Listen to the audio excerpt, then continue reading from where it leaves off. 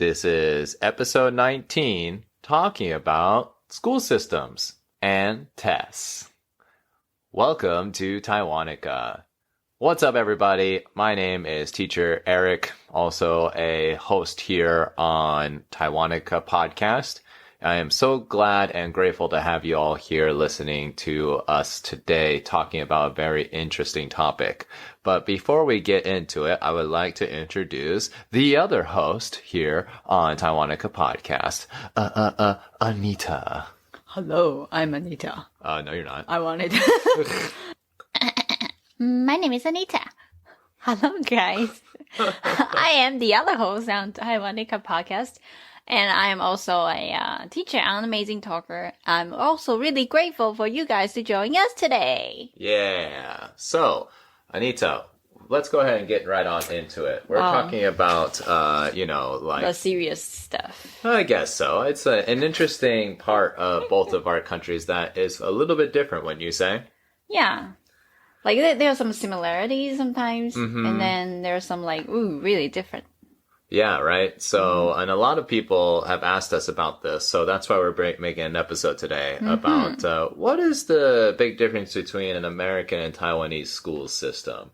But before we do that, we would like to give a small intro to what our school systems are. But Anita, would you be willing to tell us about Taiwan first? Of course not. Okay. Of course, yes. What kind of question is that? Okay, wow. I am more than happy to do so. All right. So I think that the first thing I discover the differences is the years. The years? Yeah, the years. Let's start from kindergartens. Okay, kindergarten is just for Taiwanese people, it's optional. You can choose to skip kindergarten. Oh, interesting. You don't have to do that. And also in Taiwan's kindergarten, you have 小班, 中班, and 大班. You don't have to you don't necessarily need to start from the most beginning, which is 小班. Like, for example, when I was a kid, I started from 大班, so I only stay 1 year in kindergarten. Wow. So you actually have years of kindergarten. Yes. Like, it's almost its own education system.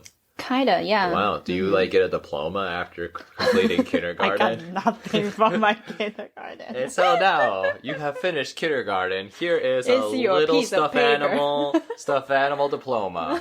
Okay. Ooh, I remember I got the school bag from my graduation of kindergarten. Oh, so you did win something. I did get something. Wow. Yes. Okay. Very interesting. So in the USA, it's definitely a mandatory part of the education.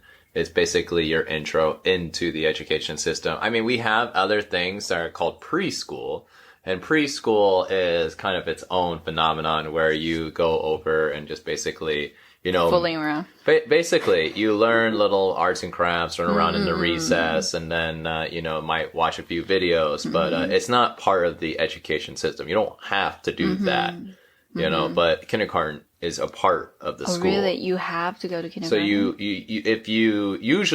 it's usually, unless the school system is kind of like one of the schools where it starts from elementary school and finishes in high school all at the same school, then maybe they won't have kindergarten. But most of the time in today's schools, you will need to go. Oh, now how many years in kindergarten? Just one. Just one. It's just the first school grade before you enter what's considered first grade. I see. Yeah. Interesting. So that's the difference. Because my brother in Taiwan, he skipped kindergarten. Because my mom thinks he's super smart, so he doesn't have to really go to kindergarten to learn something. But I think the similarity here is you guys' preschool, kindergarten, or our kindergarten is to learn social skills, right? Spend time how to make friends and how to interact with different people. Exactly. No, it's the same exact thing. So that's a really interesting part. But then afterwards, we kind of just go into elementary school and then middle school, which is junior high school for, I think, Taiwan, right? And then high school. But our grades are different. A little bit different. Yeah. So for USA, it's for elementary school, it's generally kindergarten to 5th grade. Then middle school is 6th to 8th, and then high school is 9th to 12th. So in other words, 5, 3, 4. For me, it's like crazy. You guys stay in high school for 4 years? Yeah, that's it's a little too crazy. long. Yeah. Yeah, so it's, like total number is the same. But like we have 6 years in elementary school, 3 years in junior high school, and 3 years in senior high school. Oh, wow. Okay. So you do have, less time in high school. I think it's good because the hormone difference with children in that time is just so great. When you first go into high school as a freshman, you're just like so overwhelmed by the big, almost adult looking. Yeah, because you see say like 3-4 years is different. Yeah, exactly. So you look at them and they're like huge. You feel like you're in college, but you're only in, you're 14 years old. And so it's really weird. Yeah. So that's the system difference in general. So what I'd like to do now is kind of like talk about like tests specifically. Wow. So in the USA, it really just depends on a parent's perspective.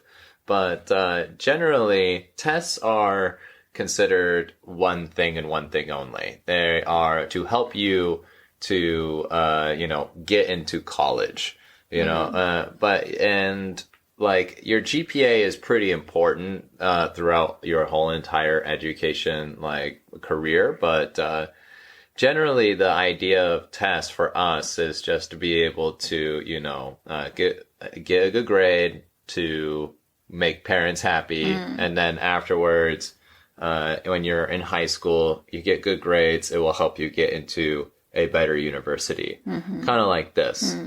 This is the flow. But I know in Taiwan, it's not necessarily like this, right? I mean, like, it's not like final goal is to enter the good university. It's more like if you have a good grade in your elementary school, and then when you enter, for us, the important thing is from junior high school to senior high school. Okay. So like your elementary school and then your junior high school is kind of like preparing the big moment to happen. So that's when we have our very big test for the very first time, which is you graduate from junior high school to senior high school. Okay. So, like I said, elementary school and junior high school, you're kind of like preparing to enter like really good senior high school. So every grade, I would say most of the people, they don't really care about your grades in elementary school. Oh, really? The most important time is like, if when you're at elementary school, your score is not so good, it's okay. But once you enter junior high school, that's when it's serious stuff happen. You have to, in order to you have a better future, you have to study really hard. Well, when I was teaching in Taiwan, I noticed something about my elementary school students, and maybe you can enlighten me on this, and that is they were also doing placement tests in order to get into really good middle schools. Yes, we also do that. That's if you wanted to enter a private school, like private school. Yeah, middle school. Is that a common thing in Taiwan? I would say about 40%. So that's pretty high. Yeah, because like right now, like I say, Taiwan, we know like score and grades are very important in Taiwan's education system. So before, like I say, we only go to private school when it was senior high school or university. But lots of parents think, that's not enough. So we have to prepare it even earlier. So a lot of parents, they would choose to send their kids to private middle school. That's when you have to have the placement tests. Oh, I see. Okay. So in that case, it's very different from the American public education system because we are focused on, just giving a kind of a life balance between education and freedom.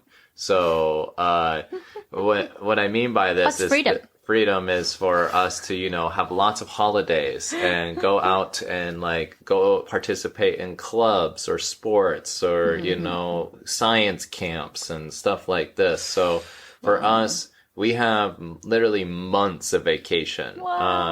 Yeah. So that's why this whole idea of having a bunch of tests when we're young just doesn't make sense to Americans. We'd rather that, you know, okay, if we pass the most important test, which is usually the final test of the year, you know, just proving that we learned all of the most fundamental stuff at school, then that's enough. So, and then if we do that, we can go on to the next grade.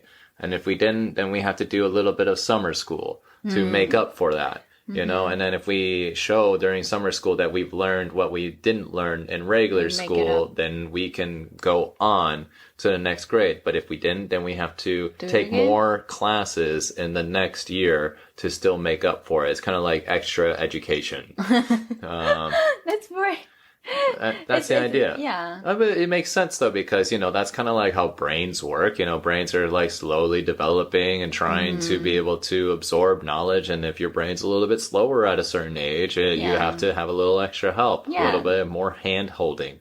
I mean, that's what happened to me in middle school. For a little while, I needed to take extra classes. And that time I learned some more fundamental stuff that I didn't learn in elementary school. But after like 1 year of doing it, I was like, oh yeah, I get it now. So they let me stop. They stopped taking them and just went back to my normal classes. So, you know, that's kind of like how it works for us. It's not focusing on the test and proving whether or not we, you know, are really good at something. It's more about, you know, if you can understand the basics of your grades criteria, you know, and, you know, if you can prove it to be either really good or you need help, then, that's enough. Yeah. Well, it's so different. I'm pretty sure all of our Taiwanese listener, they were just like, oh my God, I'm so jealous because, when you go into school, there is very limited, like what you say, like science camp or like summer camp or school club to join. Usually, we do have that, but it's like when we're really young, like elementary school, like when all the studies and all the subjects are not so serious, you know, we do have that. And, but once you enter the junior high school, which is middle school, what you said in the United States, we need to spend every classes to do what is so-called major subjects. Like most of the time we skip our PE class. We use PE class to do the test. Oh, wow. Yeah. Or like we skip something like computer science. We do have that in a senior high school, but we don't go to the computer room to learn how to operate computer. We use it to, you know, make up our like English class or Chinese class, stuff like that. We have no freedom at all. That's why they say, oh, you guys have like freedom. So I was, you know, kind of joking around. Say, what's freedom? We don't have that. So one more thing I really wanted to touch on before we continue on talking about our personal experiences is I'm really curious, what is Taiwan's way of going from high school to university college life? Could you, Anita, tell everyone a little bit about that process? Of course. There are multiple ways that you can enter universities right now, and that's, when that was my generation, there was only one, like, really big test. You go join that and they will give you, like, you have to have, like, main subjects. So, like, English, Chinese, science, history, sort of things like that. And every school will have their score. Like, if you achieve a certain score, that you can go to a certain university. Like I see. Okay, so it seems pretty straightforward in comparison to what happens in the United States, where, you know, we kind of have a very, very easy system for the majority of the states. And that is, when you're in high school, you need to take what's called the SAT test. And it's based off of a point system. And so the higher the points you get on your SATs, the more likely you'll be able to get into a particular school. And as a personal experience, just to share with you, I took the SATs 3 times. And I don't even remember what my scores were, because at that time I really didn't care about what happened with the university. So I can't tell you what my score was, but I did get into university, so that's all that matters. Yes, yeah. Good for you, Eric. But what about you, Anita? Oh, my experience is a little bit different. All right, so what we mentioned earlier, like from elementary school to junior high school to senior high school to university, this is the most standard school system for regular students. But at in my generation at that time, we have another thing called 五专 in Chinese. And in English, it's called 5-year junior college program. What is that?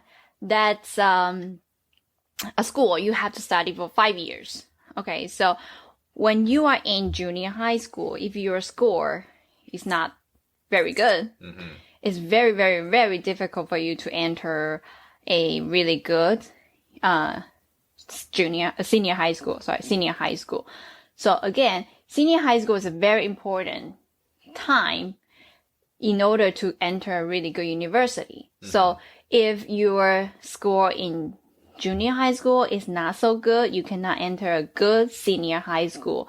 There is another choice, which is what I mentioned, which is also what I went, which is 五专. 五专 is very similar to university. We choose our major. Okay. So we don't study common subject most of the time. We choose our major. So that's what I went to 五专. But the downside is you have to study for 5 years. So how is this working? How does that work? That you study 五专 for 5 years. After you graduate, you have two options, which is the first one is you go to 二技 for study another 2 years. Okay.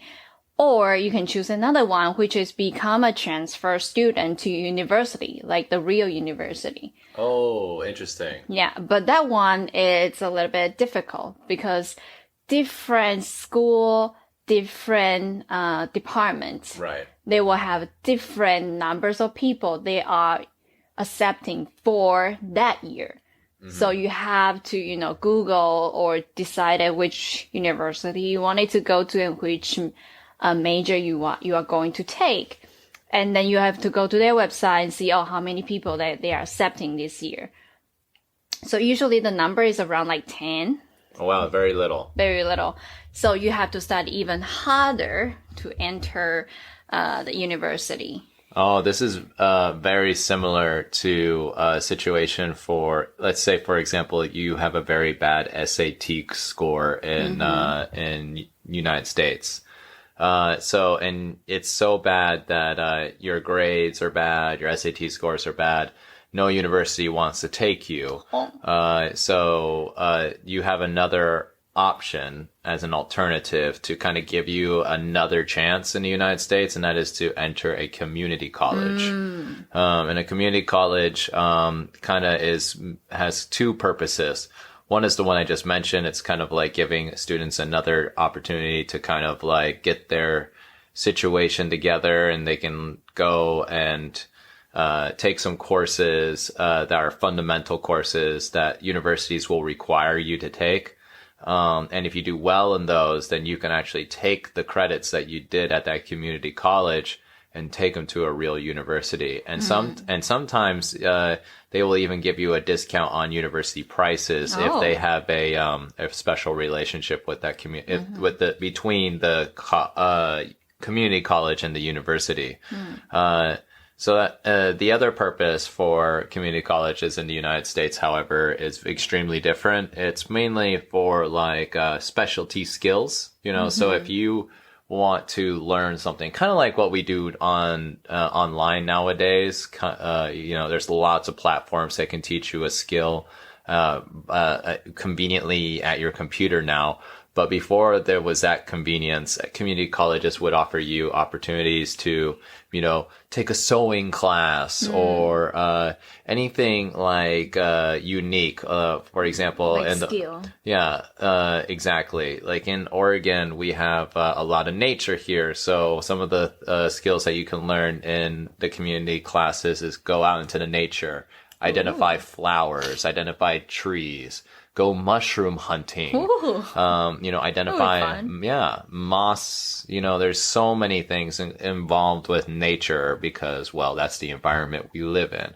So that's the other function, for us. You're saying yours is more about just kind of like, developing your education foundation so you can go into the university. So like the first version of what I said for community college, right? Yeah, the final goal is to get the university diploma. Okay. That's the fundamental goal for most of the students in Taiwan. Can you get it at the school that you went to, or do you need to transfer? The school I went to, like Wuzhuan? Yes. No, you cannot. So you have to transfer. Yes, I have. In order to get the real university diploma, yes, you have to transfer. So it's exactly the same as the function I said for community college for us. It's that if you want to get a real diploma that will count for jobs, you have to transfer to a real university at some point. Yeah. Very interesting. Yeah, that's an interesting point of view. And so now, before we dive into our personal experiences, we want to share with you some of our background in the university life, right, Anita? Yeah. The ups and the downs. All right. But before we do that, we have one thing we'd like to mention, and that is we were always trying to find more people to support us on Patreon. It is a platform that you can use to be able to give Anita and Eric a little bit of support and love, and we can in turn give you guys some extra bonuses about what we're doing here on Taiwanica. You can see some funny stuff like where we do the recordings, or see some extra posts about things that we're thinking about, and some of the foundational thoughts and principles that we have been learning to be able to give you these kind of materials. So if you're interested in these sort of things, definitely join us, be part of our Patreon group. Of course. Yeah. It's always open. Just go check it out and join us. Anita's been looking at pretty clouds outside, so, I'm connecting to the nature. Yes, a little bit too well, my love. All right, so now let's talk about how you also connected with yourself so well during your university life. Because apparently this woman here, before she went into university, was a very quiet, delicate little flower. But as you can tell, nowadays, that is just not the case. So, Anita, please tell us this, life-changing, absolute crazy roller coaster that you called college, for our fans. All right. As I mentioned, Taiwan's education system is to train you to get a better score, or like how to get good score for everything. Okay. And what to do in order, like, how do they teach you to get a high score? Just to follow what teacher said. Then you will be okay for everything. What teacher said, and you follow and you do, then you will get a high score, and you get a high score, you can get a good university, enter a good university, and you can get a job that you want. That's what they always tell you. But you did not follow that rules. No. I was that student. I follow everything, what teacher said. I was just like, okay, teacher says this, and I do that. Okay. Really? Yes. This is surprising, because who you are now is definitely not like that. That's why I'm sharing this story to the listeners. So yeah, that's what I did. So like, I just do every day, go to school, open my book, study, listen to the teacher. That's basically what everybody's doing in the university. 1 year that happened to my college is I got a chance. I can join a summer language program in France. Oh. And at that time, I don't know what pushed me to do that. I just feel like, oh, my life is so boring. I finally fought so hard to get accepted to university. Mm-hmm. But I just feel like every day I learn nothing. I went to school and learn nothing. And then one summer, just this opportunity came up, just like, okay, I'll do that. But wait, before you dive into that, how did you find out about this program? My major in college is foreign language department. Okay. To be more specific, is British and American literature. And at that time, we also have to choose a third foreign language. Oh, okay. So you picked French. At that time, I didn't choose any. I choose Spanish. Oh, okay. I choose Spanish. But that time, there was just a teacher. She is a professor. And her profession is French. Okay. So she posts this information about, there was a program that is a really good university in France as that they're opening this language program. And I was just like, oh, okay. Sounds like fun. I never learned French. That would be fun. So that's why I joined the program. So if I understand you correctly, you found out about this program when you were trying to learn another language. And the professor kind of like introduced you to it and wanted to push you to go and give it a try.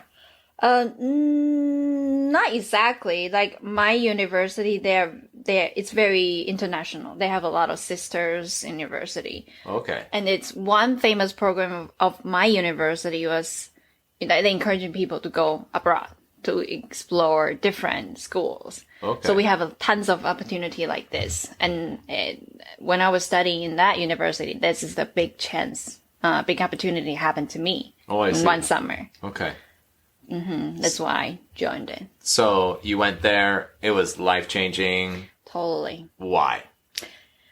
There are two different life-changing. One is like it literally changed my mind because I never been abroad by myself and without knowing how to speak their language. So basically, I just throwing myself to a completely foreign place. Yeah, sure. And you have to figure out how to survive by yourself. You have to, everything. So I become like really mature just for the first week. So that's life-changing experience for me. Okay. And when I really entered the summer program, the language program, I was like, oh my God, they don't sit like what we sit in Taiwan, like teachers in the front and student was like, in line. In rows, and just listen to teacher. No, we sit in the circle and the teacher sitting in like, the teacher inside of that circle. Oh, wow. So we're kind of like just chit chat or like share our thoughts, our ideas. If you stay quiet, just like what I was before, because, I didn't really get used to that kind of system. I was being quiet and the teacher will be like, Anita, what's your opinion about this one? Oh. And I'll be like, oh my God. Right. Oh my God. I gotta express myself. Yes, I have to say something. It's no longer, this is really, really a huge moment of my life. Because that's like bringing up my understanding of learning to the next level. It's no longer just you listen, you obey, and you do things. It's like, it's kind of like a community. Yes. And you can learn something by sharing, by talking, also by listening to other people. Sure. That's like totally kind of like growing together as a community. Yes. Yeah. So it's no longer like teachers in a higher pedestal and the student just have to, follow stuff like that. Interesting. Yeah. And then when I came back from that trip, I started to speak during my class. Oh, so that was one of the biggest changes. Yes. So besides, just as a kind of like a conclusion to your story in France is that you learned two very valuable lessons. One of them was to how to be independent in a community. And the other one was how to basically express yourself, not only in a classroom, but who you truly were. Now, those were like the two biggest qualities that you learned from that experience? Exactly. Wow. So it seems that if you hadn't gone to this exchange program, you probably would still be a very different person, wouldn't you say? Definitely. I couldn't, no. I don't want to, no. Yeah. So, just really, I don't want to, be, like I said, it's really life-changing. I'm really happy about what I have become. So Yes, I cannot imagine if I've never gone to that trip. I see. It's very similar to a program that I also went through in university. In the United States, we have lots of different programs for you if you are a good student. And when I first entered university, like I said when I finished high school, didn't really care about education, so my GPA wasn't the best. And I thought these kind of opportunities for me were just always kind of like out of my reach, like being able to study abroad, stuff like this. Because in the United States, you have to be able to meet a certain criteria in order to go. But as I looked closer, in university, there's actually even more options available for students. And another one is an internship. And so I actually took advantage of doing this, option, which is they said you can do an internship in another country. I was like, oh, cool. So I was studying Japanese at the time. And, because of my department, having, special internship programs, I was able to go over to Japan for 6 months. Yeah, and it was a life-changing experience, mainly like your first one that you said, which was learning how to survive and be independent. So I was already pretty self-expressive. So I didn't have everybody knows. Yes. But the first one I still needed to work on a lot. I didn't know how to be on my own, and, for many reasons, but, yeah, when I lived there, I really learned that deeply, and it gave me kind of like an addiction to, moving around the world and seeing more places and being myself and stuff like that. And also it gave me the value of understanding like the value of being like independent. And, because you can meet so many people from all around the world, from those kind of experiences. And it's true, after traveling and living in 4 different countries and, meeting thousands of people from all different walks of life, it was totally worth it. And it all started because of that experience at university. So if I had not done that, I would definitely not be the person I am today. So it's really be a Trumper or something. Oh my gosh. We're not making this show political, Anita, but thank you, for your comment. Yes. And, we love everybody. Yes. So yeah, that was the biggest point for me, in university, besides all the partying and, stuff like that. Yeah, everybody knows it. Just, Knows what, Anita? Should we talk about your partying experience? Yeah. Oh, that will be another topic. But thank you for sharing your story. And I think that the reason why we're sharing our story is like, in Taiwan, a lot of people really wanted to do that, but because their parents says, do you really think you go to a foreign country will be better for your life? You should look at this thing in a different perspective. It's not really necessary like, I have to go to another country to be better. It's not like that. Because there's no grades attached to it.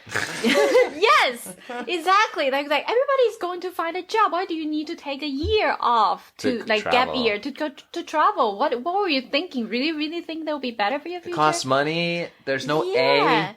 And don't do that just because your classmate doing it. Just your parents will so much say pressure. A lot of things like this. And you'll miss Chinese New Year. Yeah, stuff like that. Just I think what we are trying to say here is yes, nobody can guarantee you like your life will be better after you go into a different country. But the point is you can see the world, and even the most important thing is you can see yourself from a very different perspective. That's true. You can know, like, oh my God, I can do this. There's so much I can do. There are so much potentials and ability that I have in my life, and I've never got a chance to do that. That's just great feeling. It is. Of course, sometimes you'll like encounter some difficulties. Like, sometimes you just like you don't have money or like lots of different situations you have to take care of. A lot of unpredictable situations. Yeah, very chaotic situation. But that's part of your life. Right. If you go through it, you handle it, then that's yours. That's your experience. There's a lot of life lessons in that, Definitely. And so it's definitely an important factor that I think everyone needs in order to evolve, because like Anita says, there's a lot of crazy situations that you'll find yourself in, but most importantly, you'll be exposing yourself to an environment that you generally would never do. And if let's just say, for example, you stay in your country for your whole life, okay, your whole life in one place, that means you're technically keeping your mind in the same place the entire time, never opening yourself up to different opportunities. And if you go and ask anybody who has gone and just stayed for a tour visit in another country for more than 2 weeks and ask them what was their perspective, they will tell you they saw things that they never thought that they would see. In other words, culture shock, and those kind of things are necessary for you to grow. And so no matter what, if you have a good experience, bad experience, fantastic experience, whatever it is, you will definitely find that experience made you a better person. Yeah. Because every individual, they have so much things to offer and so much things they can experience. So, if you that's what they say, that the comfort zone, you stay in that comfort zone and it's very comfortable, yes, but it's such a pity that you don't do, there's so much that you can do. Yeah. And so wrapping this up with the education system and test taking and how this all kind of connects is, your life can always be, recorded based off of how well you did on your math test, or, like your ability in PE, or, like that science project you did at that exhibition and everyone remembers you for it. And, everyone will remember you on paper, right? But no one will remember your story.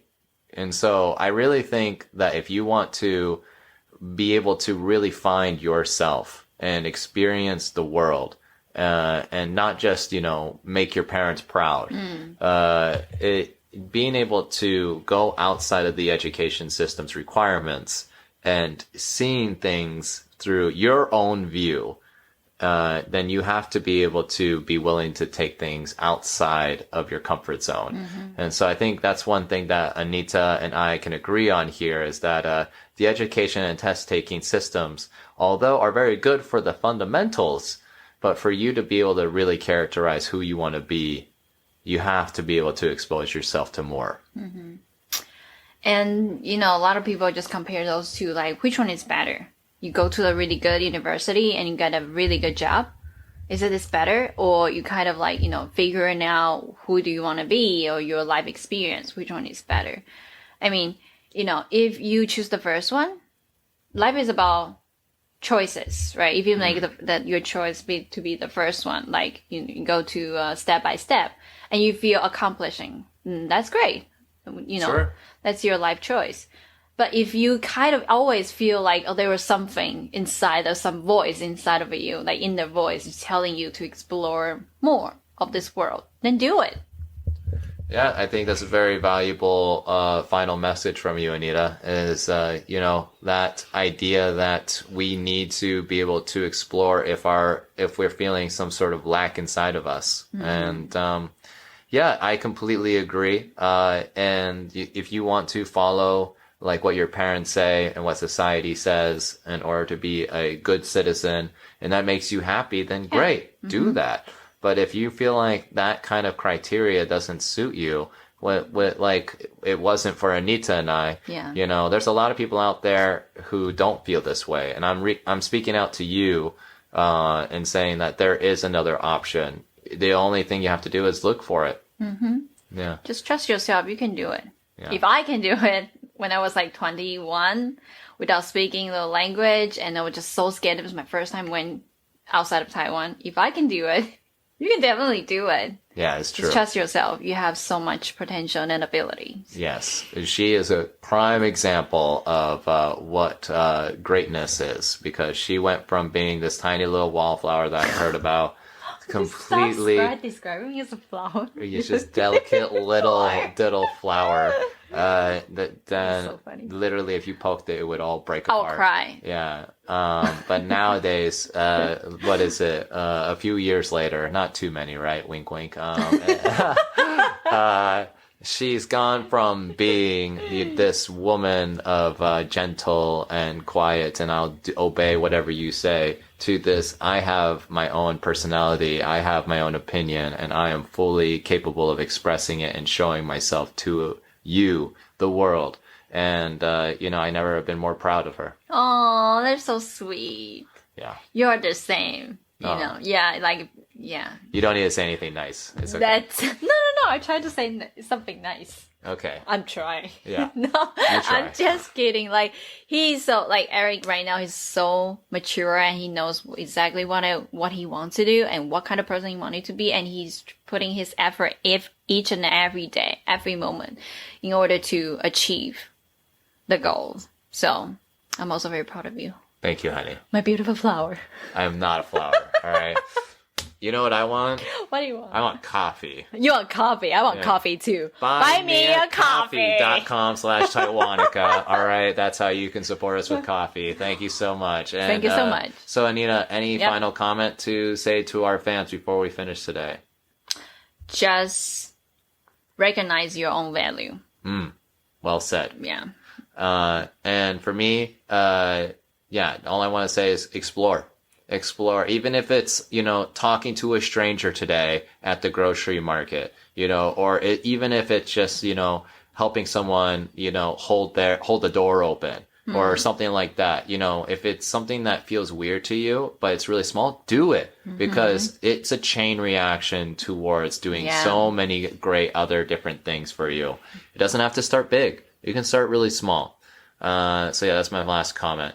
And thank you so much for listening to us. Please make sure to follow us on Spotify or Apple Podcast. If you do listen to us on Apple Podcast, we would love if you would give us 5 stars.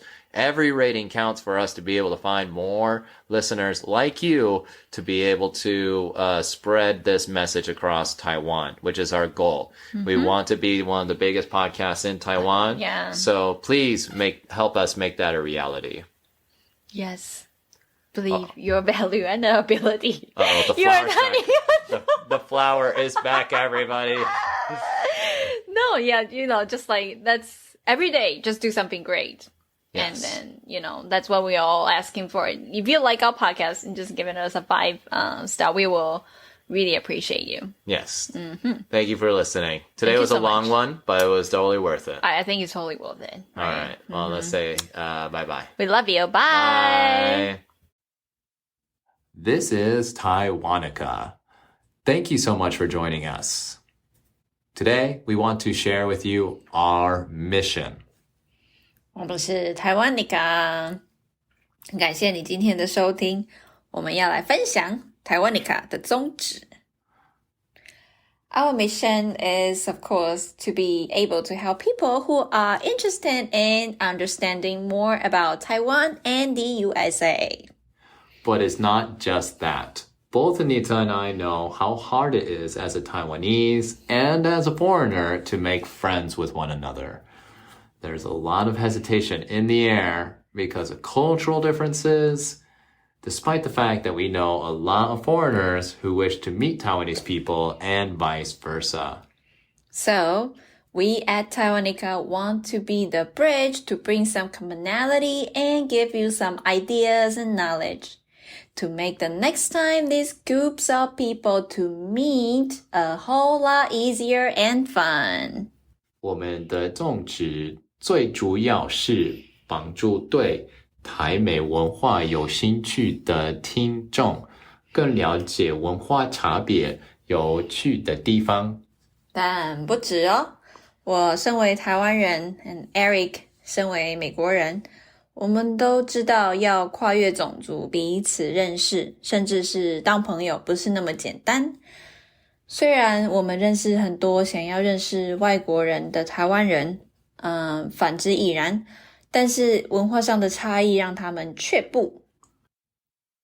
台湾希望可以是那座跨越文化隔阂的桥梁，提供一些方法跟点子，让这两个族群互相遇到的时候能更轻松有趣的交流。